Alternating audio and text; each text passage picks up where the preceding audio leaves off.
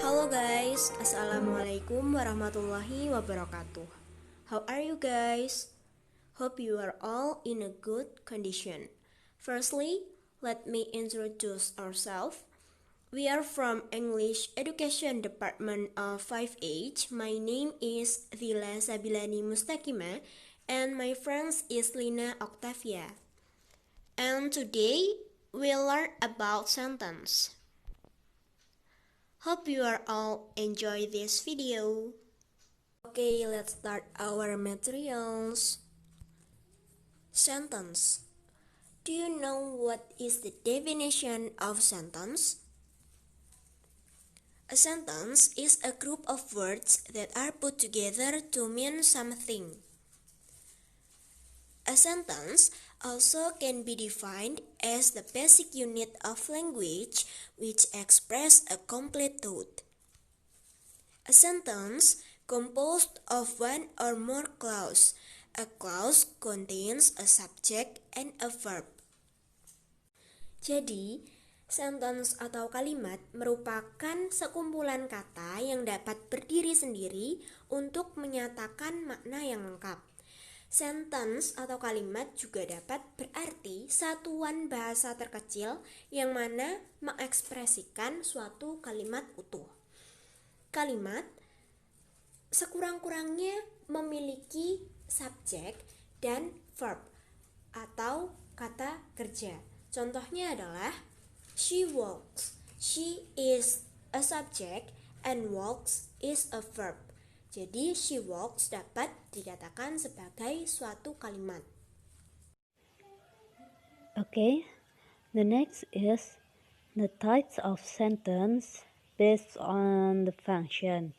The first is declarative sentence, and then interrogative sentence, and the third is exclamatory sentence, and the last is imperative sentence. The first type of sentence based on its function is declarative sentence. What is declarative sentence? Declarative sentence is type of sentence that express an opinion or simply makes a statement. This type is the most common type of sentence in English language. Jadi yang dimaksud dengan declarative sentence adalah tipe kalimat yang mengekspresikan sebuah pendapat atau menyatakan sebuah pernyataan. Ciri dari kalimat ini adalah selalu diakhiri dengan tanda titik. Declarative sentence can be a simple or compound sentence. For example, the first example, I went to the shop yesterday. This is an example of simple declarative. The formula of simple declarative sentence is a subject plus a predicate. I as a subject and went as a predicate. To the shop yesterday is the complement of the sentence. The second example is she plays the piano and he sings along. This sentence is the example of compound declarative sentence. She plays the piano is the first declarative sentence. He sings along is the second declarative sentence. These two sentences joined by conjunction and. And then there are two types of declarative sentence. The first is positive sentence and the second is negative sentence. Positive sentence is when the declarative sentence have a positive meaning. For example, the girl is singing. Jadi yang dimaksud dengan kalimat positif adalah ketika declarative sentence mempunyai makna yang positif. Contohnya seperti yang sudah tertulis. Kemudian yang kedua adalah negative sentence. Is a sentence that says that something is not so. For example, the girl is not singing. Jadi, kebalikan dari positive sentence, negative sentence mempunyai makna negatif. The second type of sentence based on function is interrogative sentence. This is the type of sentence that asks a question. Interrogative sentence allow you to gather information and clear up confusion as well as engage in interesting conversations with others. Jadi yang dimaksud dengan interrogative sentence adalah tipe kalimat yang menanyakan sebuah pertanyaan dan berfungsi untuk mengumpulkan informasi. The formula is auxiliary verb or main verb plus subject plus verb. For example, are you going to school today? Are as main verb and then you as subject, going to as verb, school as object, and today as the complement of the sentence. And then the second example, where are you going? This is the example of WH question. So before the auxiliary verb or main verb, there are WH question. Nah, jadi contoh kedua ini merupakan contoh WH question di mana formulanya adalah WH question plus auxiliary verb or main verb plus subject plus verb. Ciri khas dari interrogative sentence adalah selalu diakhiri menggunakan tanda tanya. There are some types of interrogative sentence. The first is yes, no interrogative, and then the second is alternative interrogative, and the third is WH interrogative, and the last is tag questions. Yes, no interrogative is the sentence that form as questions which require a yes or no answer. Jadi yang dimaksud dengan yes no interrogative adalah sebuah kalimat tanya yang memerlukan jawaban ya atau tidak. For example, do you like K-pop?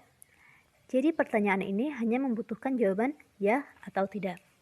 If you like K-pop, you can answer yes, I do. In other hand, if you didn't like K-pop, you can answer no, I didn't. And then the second type is alternative interrogative. These are sentences formed to give you answer from two or more options.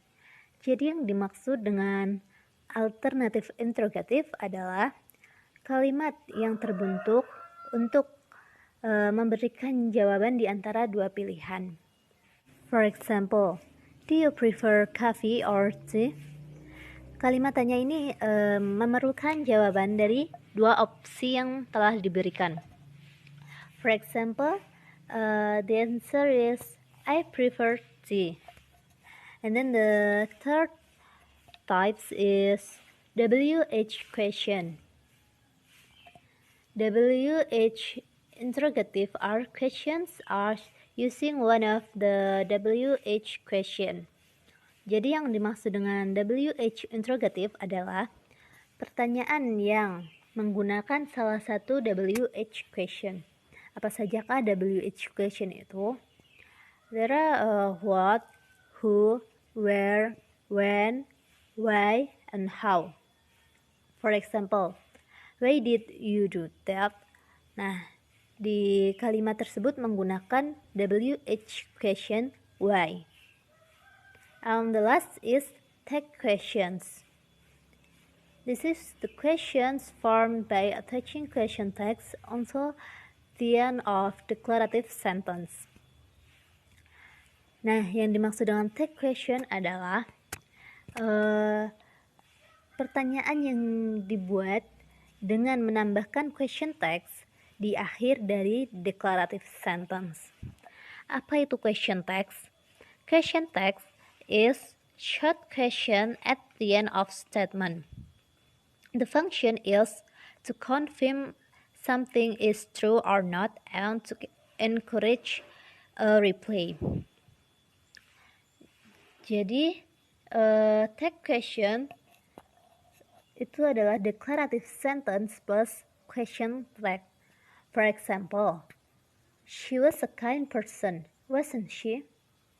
Nah, di sini she was a kind person is a declarative sentence, and then wasn't she is question text. If the sentence is affirmative or positive sentence, the tag will be negative. If the sentence is negative, the tag will be positive. Nah, di sini contohnya itu kalimatnya positif. She was a kind person, wasn't she? So the question text must be negative. And the next type is exclamatory sentence. Exclamatory sentence is used to express a strong emotion. Jadi, exclamatory sentence atau kalimat seruan merupakan tipe kalimat dalam bahasa Inggris untuk menyatakan perasaan yang kuat. Contohnya adalah ketika seseorang mengungkapkan perasaannya dalam situasi bahagia, sedih, heran, dan sebagainya. Dan biasanya di akhir dari kalimat exclamatory sentence menggunakan tanda seru atau exclamatory mark. Formula dari exclamatory sentence yang pertama ada what plus adjective plus noun. The example, what a beautiful view. And the second formula is how plus adjective or adverb. The example is how lucky.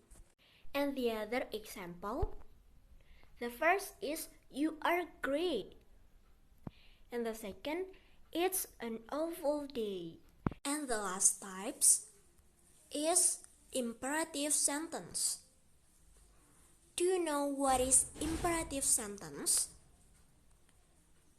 Imperative sentence is a type of sentence which is used to issue a command, instruction, make a request, or offer advice. Jadi, imperative sentence atau kalimat perintah merupakan tipe kalimat yang mana digunakan untuk memberikan perintah, instruksi, membuat permintaan, atau menawarkan saran. Formula dari imperative sentence yakni verb plus object or complement. The example, do your homework, close the door. Jadi, contoh di atas ini merupakan contoh kalimat perintah berisi instruksi. Okay, I'll give you another example of imperative sentence. The first is, you need to go to the hospital right now because you look so pale. Nah, contoh kalimat tadi merupakan tipe kalimat perintah untuk memberikan saran. Kemudian saya akan memberikan contoh kalimat perintah yang lain untuk menyatakan permintaan. Please clean your room before your cousin come. Okay, the next point is about the types of sentence based on structure. The first is simple sentence, and then the second is compound sentence, and the third is complex sentence, and the last is compound complex sentence. Nah, untuk memahami tipe kalimat berdasarkan struktur, kalian dapat membuka lagi apa itu clause. Clause memiliki dua jenis. Yang pertama ada independent clause dan yang kedua ada dependent clause. Independent clause merupakan clause yang dapat berdiri sendiri dan terdiri dari kalimat yang utuh. Sedangkan dependent clause merupakan kalimat yang tidak bisa berdiri sendiri walaupun dia memiliki subjek dan verb atau merupakan kalimat yang utuh. Again,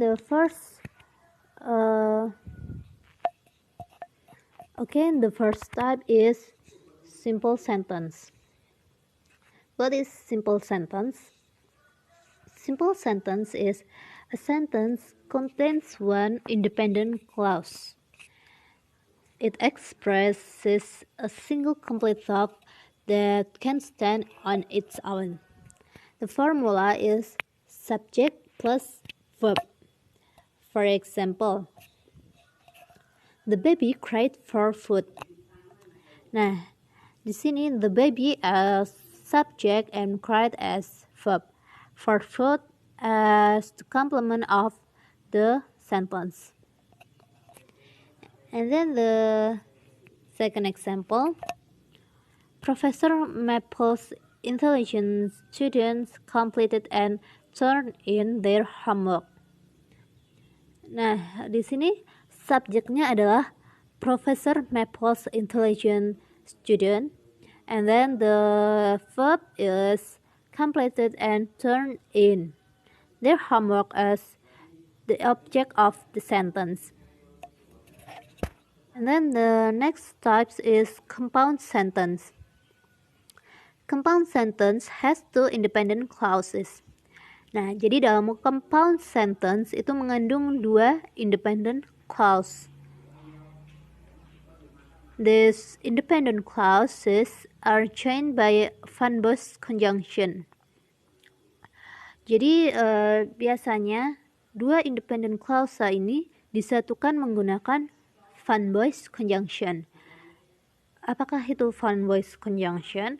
Van Bosch conjunction is for, and, nor, but, or, yet, and so. For example, they spoke to him in Spanish, but he responded in English. Nah, di sini they spoke to him in Spanish is the first independent clause, and he responded in English is the second independent clause. The conjunction used in this sentence is but. And the next type is complex sentence. Do you know the definition of complex sentence?